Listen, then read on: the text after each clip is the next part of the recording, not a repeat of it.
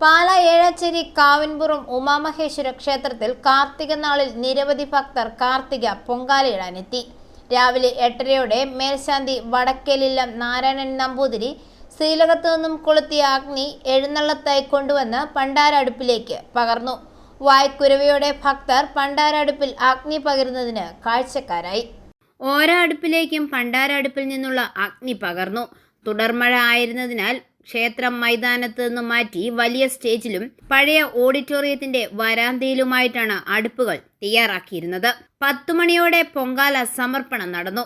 തുടർന്ന് വിശേഷാൽ ദീപാരാധനയും പ്രസാദ വിതരണവും ഉണ്ടായിരുന്നു. വൈകിട്ട് നാരങ്ങ വിളക്ക് ഘോഷയാത്രയും ഭജനയും വിശേഷാൽ ദീപാരാധനയും ദീപക്കാഴ്ചയും നടന്നു. പരിപാടികൾക്ക് ദേവസ്വം ഭാരവാഹികളായ TN Sukumaran Nair, Chandrasekharan Nair, Vijayakumar, TS Sivadas, Prasannakumar, Gopakumar, Suresh, Lakshmi Niwas, Thankappan Kodunkayam, PS Sasidharan, Jayachandran Nair, Trivikraman Nair, Babu Punnathanam തുടങ്ങിയവർ നേതൃത്വം നൽകി.